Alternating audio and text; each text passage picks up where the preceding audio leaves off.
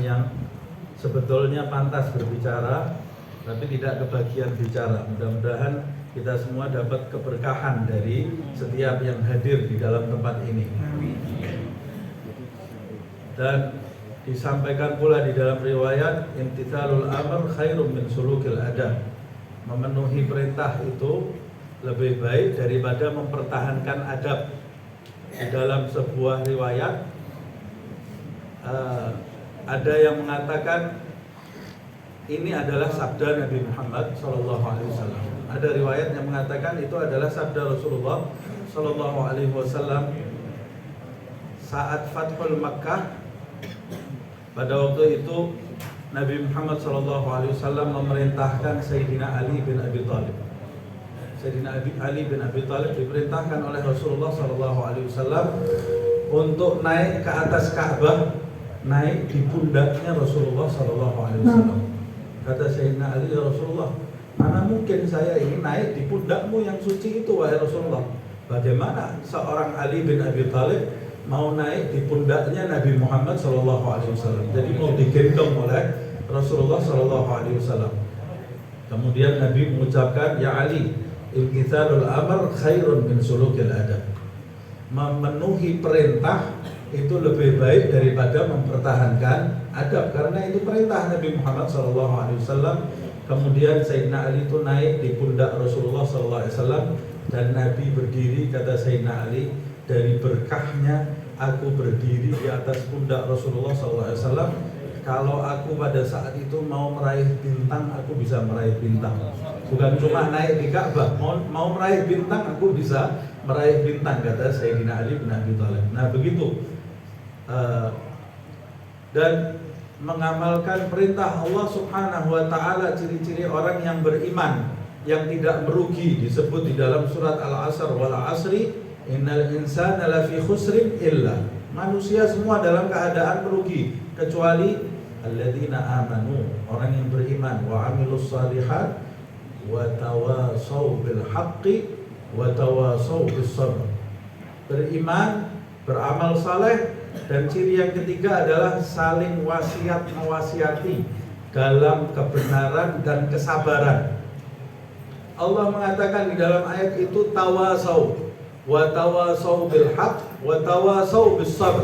Saling wasiat mewasiati, bukan mewasiati saja. Kamu sebesar apapun kedudukan kamu, sebanyak apapun ilmu yang engkau miliki, engkau belum disebut orang yang beruntung kalau engkau tidak mau mendengarkan wasiat dari orang lain. Sebesar apapun titel yang engkau miliki, engkau belum disebut orang yang beruntung kalau engkau belum mau mendengarkan nasihat orang lain. Siapapun di dunia ini, ada masanya dia memberi nasihat, ada masanya dia mendengarkan nasihat. Kalau kita maunya memberi nasihat, tidak mau mendengarkan nasihat, maka kata Allah di dalam surat Al-Asr, kita termasuk orang yang merugi. Na'udzubillah min dzalik. Jadi duduknya kita di tempat ini, kita menjalankan perintah Allah Subhanahu wa ta'ala, saling menasehati, saling wasiat mewasiati di dalam kebenaran dan di dalam kesabaran. Nah, begitulah akhlak para pendahulu kita, Bani Alawi. Mereka semua hidup saling rukun, yang satu dengan yang lain. Ulamanya, pengikutnya, semua hidup saling menghormati yang satu dengan yang lain. Tidak ada ulama A membanggakan dirinya di hadapan ulama B.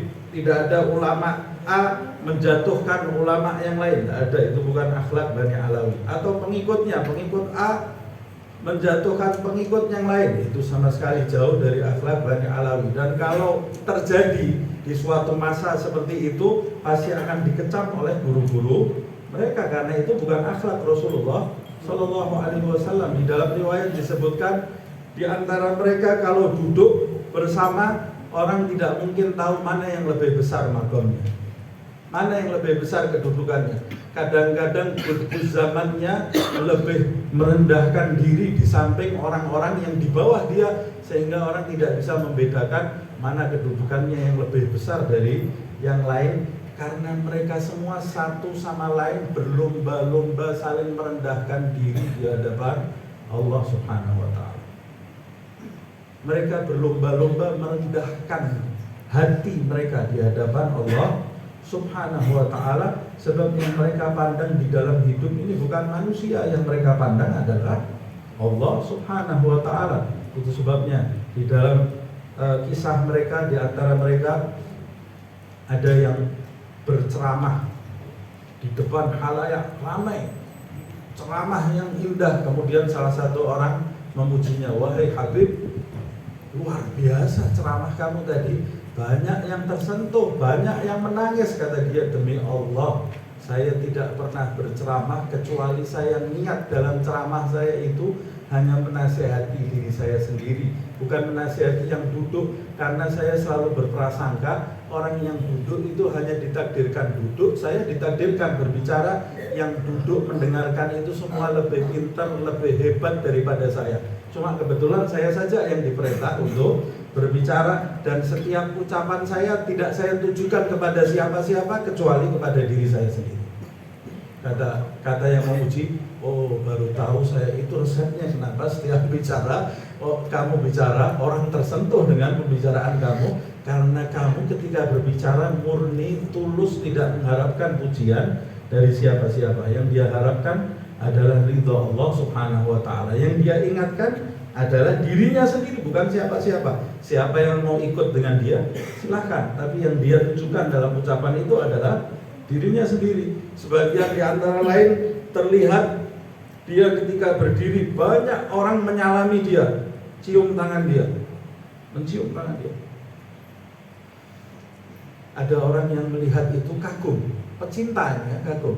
"Wahai Habib, Masya Allah, kamu ini seperti raja di raja. Setiap orang yang ada di majelis tadi dalam jumlah yang begitu besar, semuanya mencium punggung tanganmu." Kata dia, "Demi Allah, tidaklah setiap orang mencium punggung tangan saya kecuali saya yakin di dalam diri saya mereka yang mencium tangan saya itu adalah wali Allah yang mastur."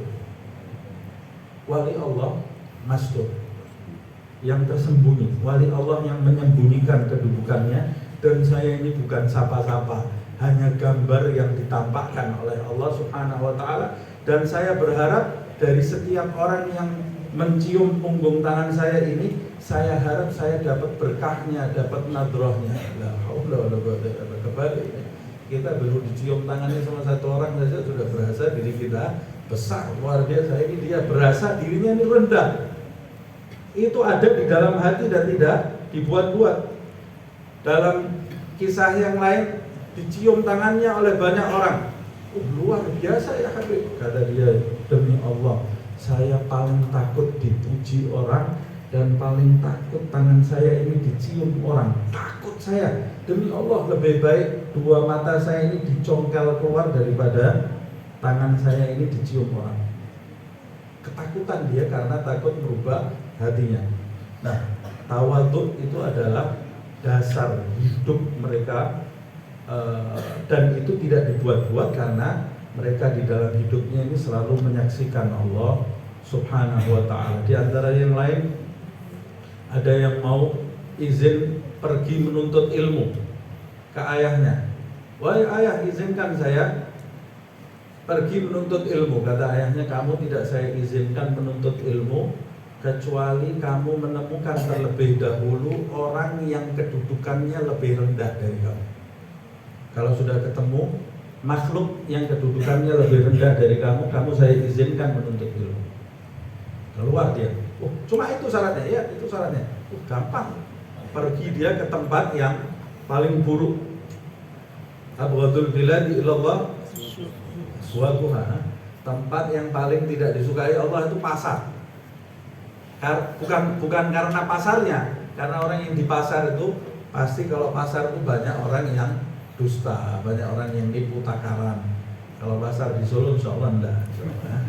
Dulu pasar di zaman dulu, di zamannya Imam Junaid, kata guru saya dulu, pasarnya zaman dulu masih lebih baik daripada masjidnya zaman sekarang.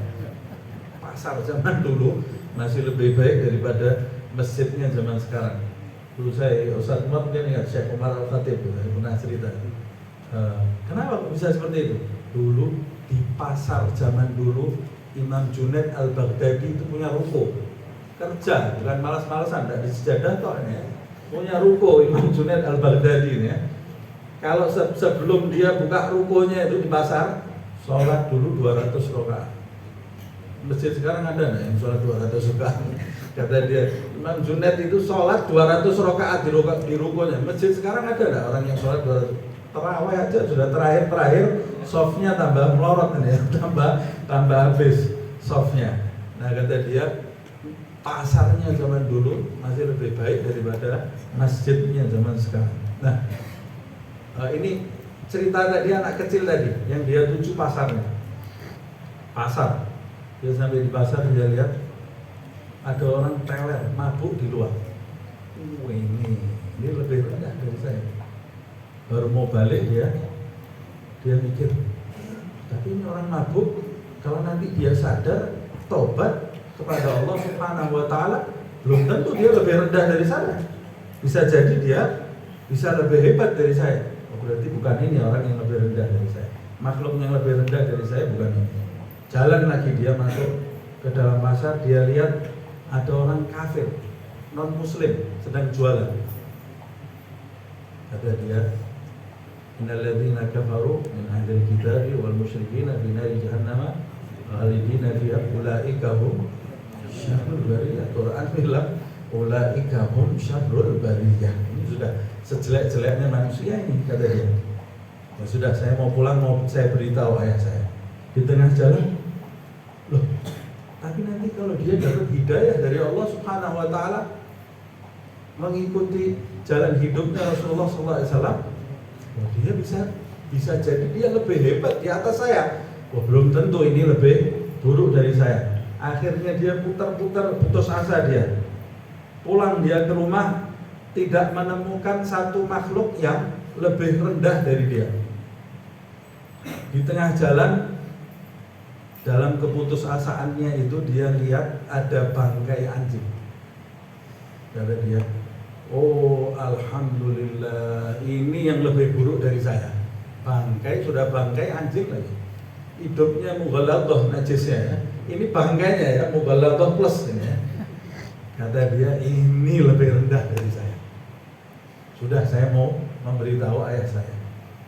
Di tengah jalan dia bilang, mikir lagi dia, belum tentu anjing ini lebih buruk dari saya. Nanti kalau di mahsyar, anjing ini tidak ada yang disiksa sama Allah SWT. Tidak ada binatang yang disiksa. Binatang ini semua dihisab, dijadikan tanah oleh Allah. Ila ada beberapa binatang yang masuk surga lainnya jadi tanah. Kalau saya bisa jadi saya masuk neraka. Kalau saya masuk neraka, anjing ini berarti kedudukannya masih lebih baik dari saya, lebih tinggi dari saya. Orang di neraka itu orang yang seburuk-buruknya, kata dia, la haula wala quwata illa billah. Jadi ini tidak ada ini makhluk yang lebih rendah dari saya. Dia pulang, dia ketuk pintu, dibukakan oleh bapaknya. Dia bilang, wahai ayah, saya menemui saya ini makhluk yang paling rendah di alam semesta ini. Tidak ada yang lebih rendah dari saya. Kata bapaknya, ini waktunya kamu belajar.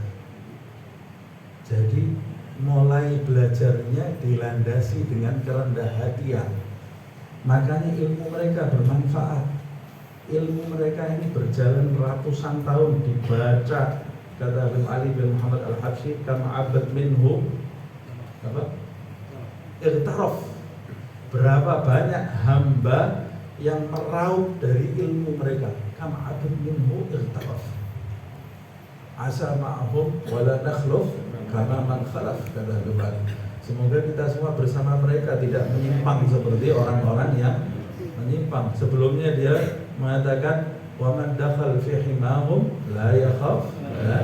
Siapa yang masuk di dalam pekarangan mereka, maksudnya masuk dalam pekarangan mereka, apa yang mereka lakukan kita lakukan, walaupun kita belum seperti mereka. Oh, mereka senang hataman. Ini kayak ini yang hadir di tempat ini setiap malam tadarusan. Saya tadi tanya sama ini, tadarusannya sama majelisnya lebih banyak mana nih? Ya, jelas lebih banyak majelisnya. Tadarusannya tapi yang dimulai tadarusan. cuma sudah hebat, bisa setiap malam tadarusan loh.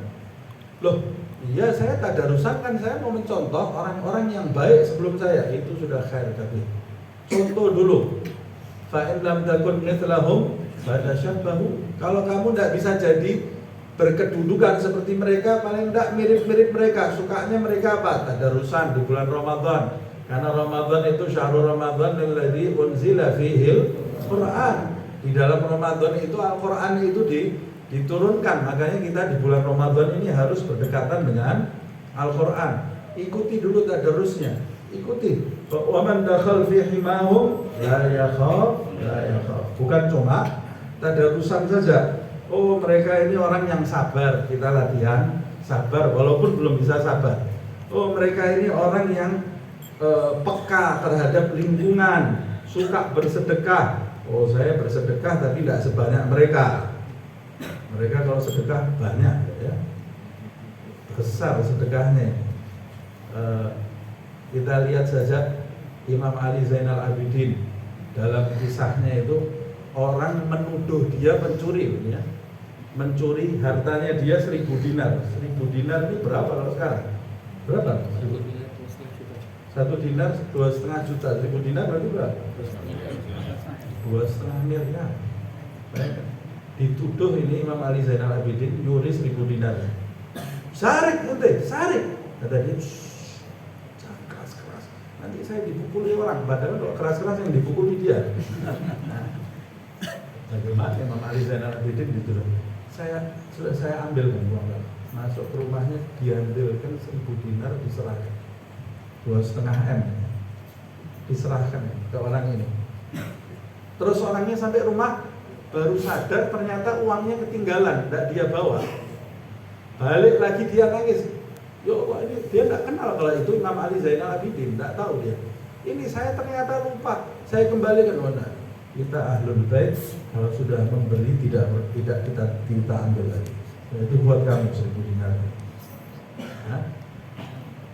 Kaya, memberi bukan minta, memberi.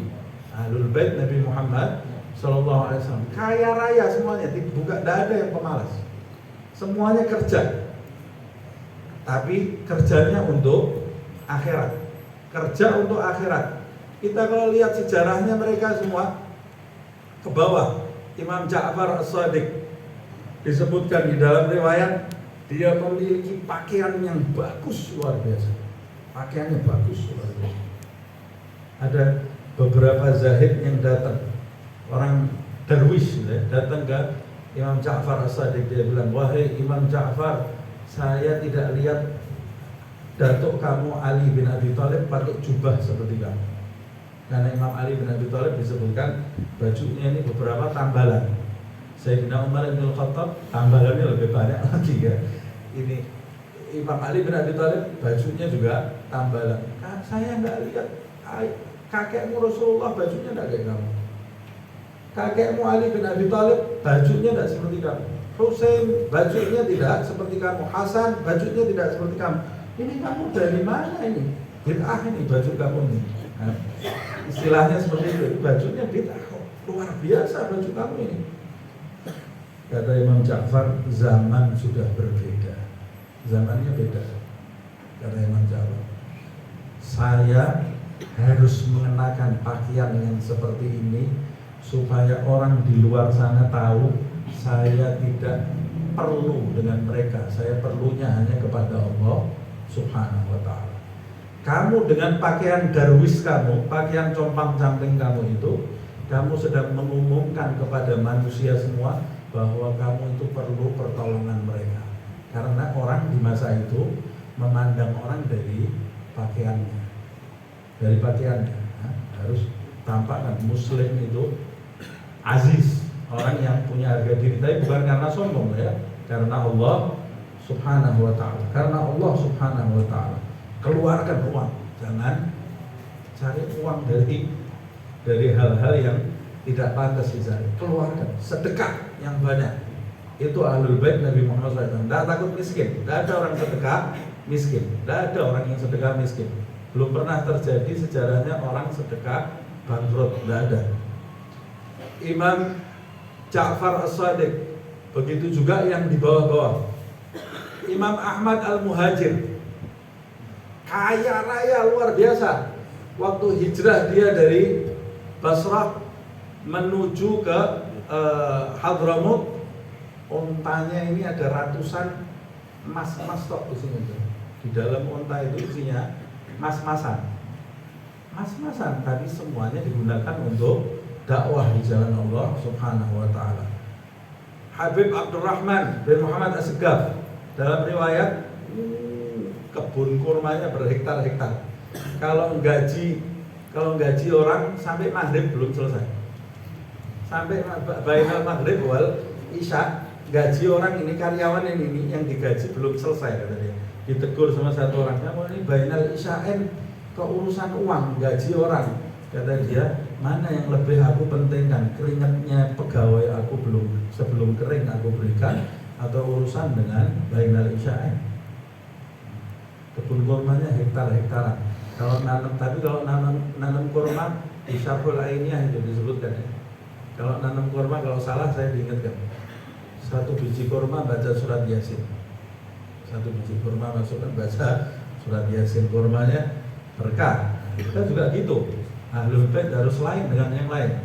Setiap ngerakel, satu kali rakelan Yasin. Nah, rampung-rampung gitu. Satu kali rakelan Yasin. Nah, enggak usah seperti itu. Paling enggak mirip-mirip. Abdul Rahman Yasin ini kita sholawat. Allahumma sholli ala sayyidina Muhammad.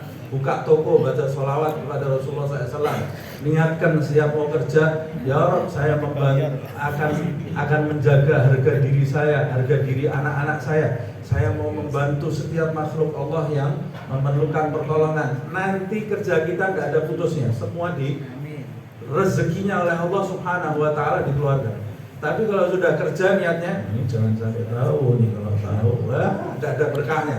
Harta melimpah, hartanya tidak ada berkahnya. Na'udzubillah min dzalik.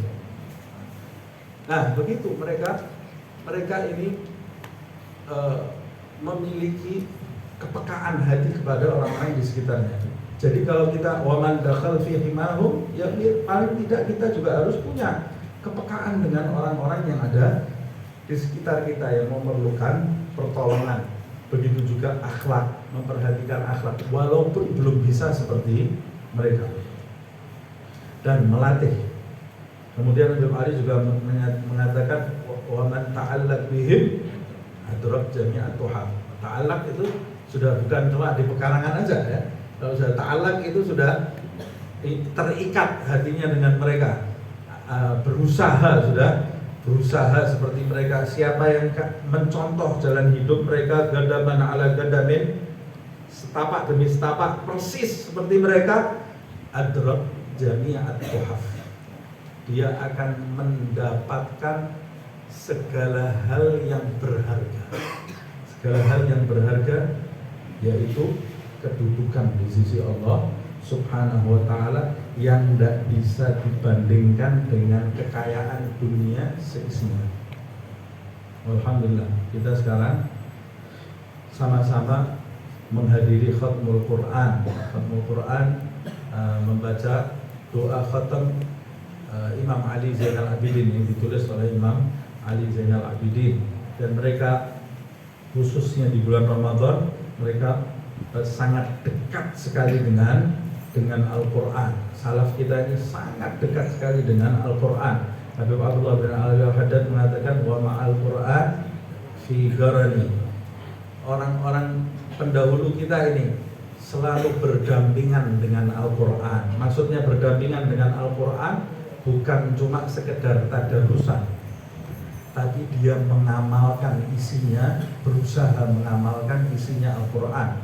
Kalau mau mengamalkan isinya Al-Quran berarti harus tahu dulu apa yang dibaca, dikaji. Hari ini kita tadarus Al-Quran, kita harus punya niat di kemudian hari nanti majelis ini bukan cuma sekedar tadarus. Hari ini tadarus Al-Quran, alhamdulillah, nikmat dari Allah Subhanahu wa ta'ala.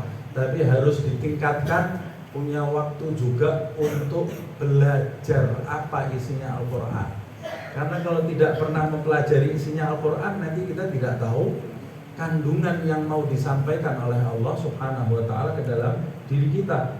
Plus kalau kita membaca isinya Al-Qur'an, kemudian kita baca dengan perenungan, nanti Allah Subhanahu wa taala akan memberi keyakinan di dalam hidup kita.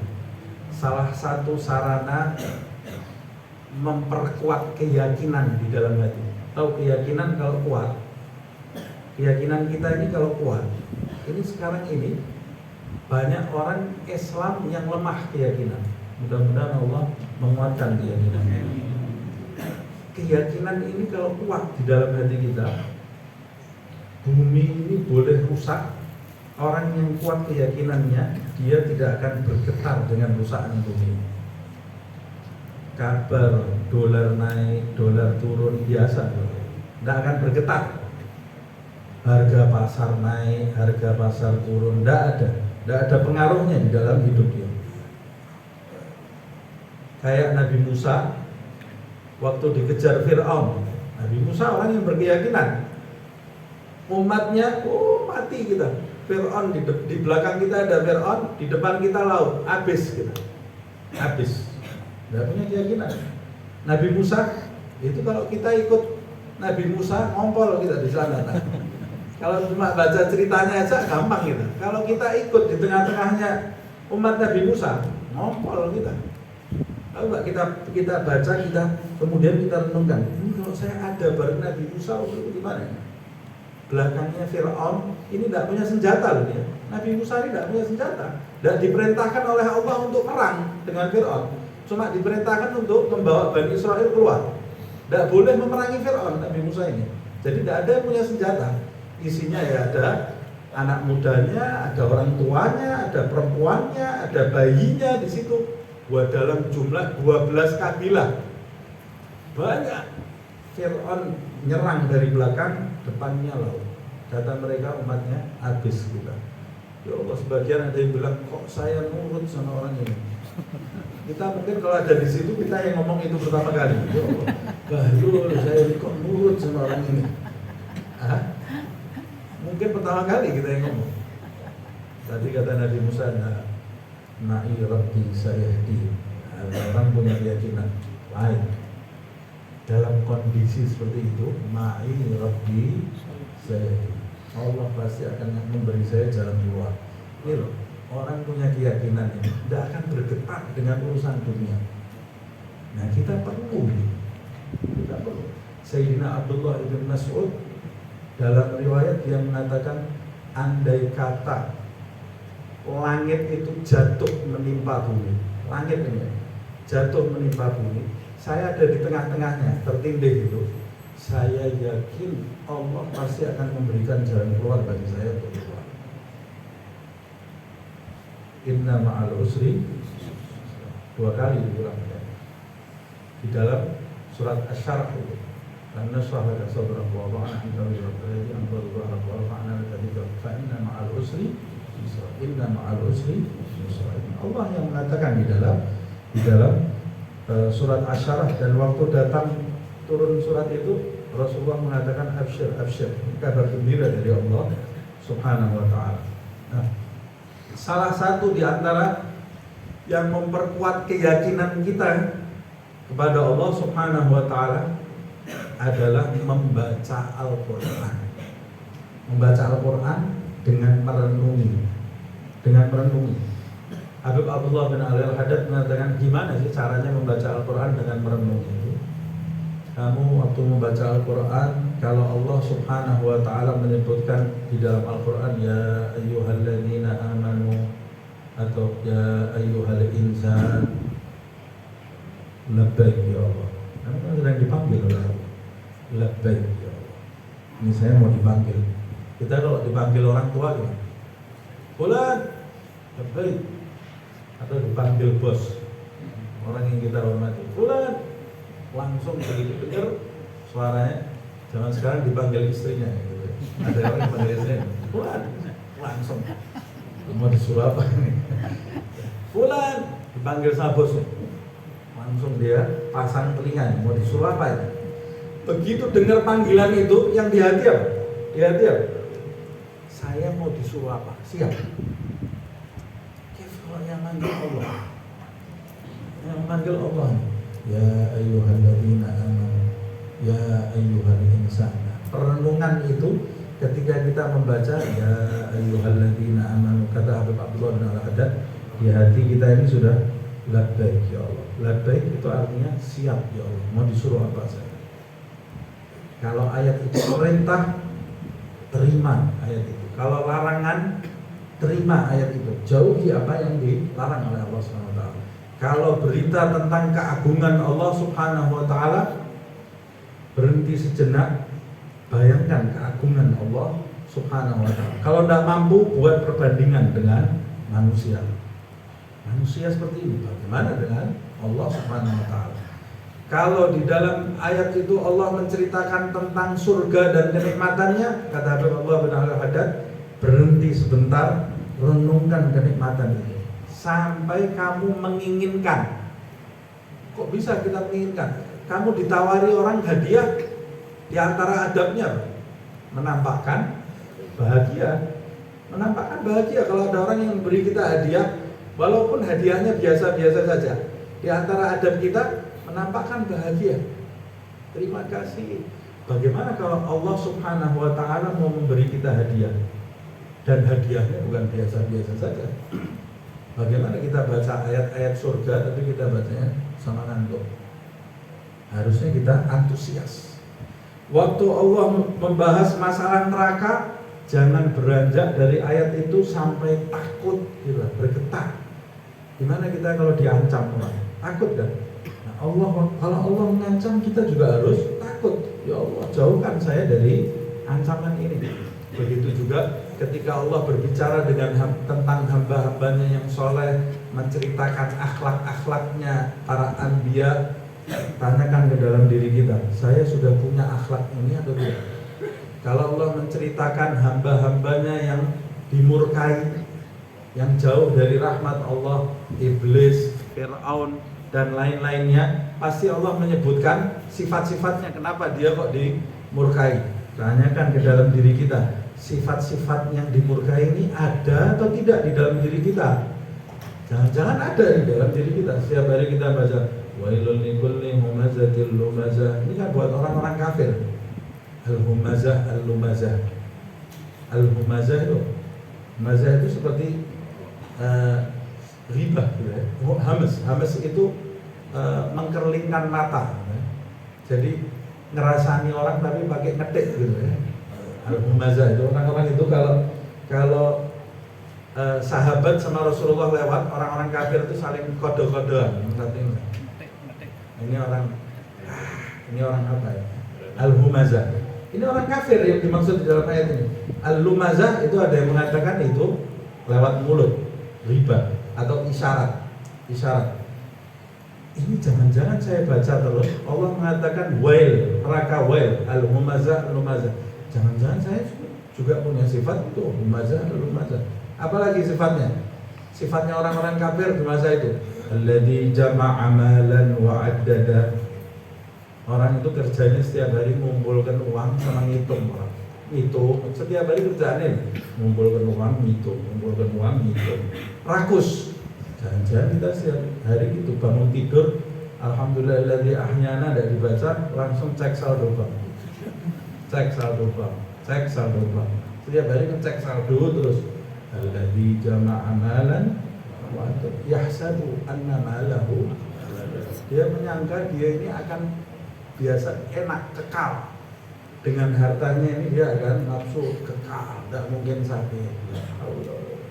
Nah, ini kalau kita baca perenungan, kita baca terus kita kenakan ke diri kita, nanti keyakinan kita ini akan berubah, akan menguat di sisi Allah Subhanahu wa ta'ala. Orang kalau keyakinannya menguat, ini kalau saya ngomongin panjangan langsung diingat ya. Nah, baru mau diingat ya? Ya. Berarti sudah kepanjangan. Orang sedikit atau tambah sedikit. Orang kalau keyakinannya kuat, dia hidupnya ini luar biasa. Di antara orang-orang yang keyakinannya kuat, terutama pasti Rasulullah SAW. Di antaranya yang disebutkan dalam riwayat, Sayyidina Ali bin Abi Thalib. Dia mengatakan lau kushifal ghita mazdatu yaqina. Andai kata hijab ini disingkap semua oleh Allah Subhanahu wa taala, keyakinan itu tidak akan bertambah lagi. Sudah mentok. Saya ini yakin yang luar biasa. Di antaranya lagi kata Imam Abdullah bin Alawi al-Haddad di dalam kitab Risalatul Mu'awanah, dia mengatakan membawa hadis lau salaka Umar fajjan la salaka syaitan fajjan akhar. Sayyidina Umar ibn al-Khattab ini kata Rasulullah SAW, Umar ibn al-Khattab kalau lewat di salah satu gang, setan yang ada di gang itu pilih lewat jalan lain daripada berpapasan sama Sayyidina Umar. Hasan lewat gang lain karena takut kepada Sayyidina Umar ibn al-Khattab. Kata Abdullah bin al-Haddad, kenapa kok sampai seperti itu setan itu? Min quwwatil yakin, dari kuatnya keyakinan Sayyidina Umar ibn al-Khattab, dari kuatnya keyakinan yang ada di hatinya. Setan itu tidak takut dengan orang yang banyak mirip. Enggak. Setan itu tidak takut dengan orang yang banyak sholat. Setan takut dengan orang yang kuat keyakinannya. Orang yang kuat keyakinannya tidur sama orang 1000 orang sholat tanpa keyakinan. Setan lebih takut yang tidur ini. Tidur tapi punya keyakinan, itu lebih ditakuti oleh setan. Yang sholat 1000 orang sholat tanpa keyakinan dibuat main sama setan. Dibuat main. Ini sudah baca Fatihah atau tidak tadi? Oh, lupa. Tadi suratnya ini dibuat main oleh setan karena tidak punya keyakinan. Dan keyakinan ini kalau sudah mengakar di dalam hati, dia tidak goyah dengan kabar apapun. Nah, di antaranya dengan membaca Al-Quran. Saya bicara sudah terlalu panjang. Mudah-mudahan apa yang saya sampaikan ini bermanfaat, khususnya untuk diri saya dan siapa yang mendengar. Semoga Allah Subhanahu wa taala menerima puasa kita, menerima tilawatul Quran kita, menerima sedekah kita, menerima tarawih kita. Mudah-mudahan diterima semua oleh Allah Subhanahu wa taala dan dijadikan perkumpulan kita ini perkumpulan yang mendatangkan ridha Allah Subhanahu wa taala, menggembirakan hati Nabi Muhammad sallallahu alaihi wasallam, dari Sayyidina Ali bin Abi Thalib, Sayyidah Fatimah Zahra, Sayyidina Hasan, Sayyidina Husain, menggembirakan hati para salaf pendahulu kita, menggembirakan hati Imam Ali Zainal Abidin yang doa Al-Qur'annya kita baca, dan semoga kita masuk dalam lingkaran mereka seperti yang disebutkan di dalam Habib Ali, di dalam syair Habib Ali bin Muhammad Al-Habsyi, dan semoga seperti halnya kita dikumpulkan di tempat ini, dikumpulkan kita di surga Allah Subhanahu wa taala yang tertinggi tanpa didahului hisab, fitnah, siksa dan adab. Amin ya rabbal alamin. Wal afu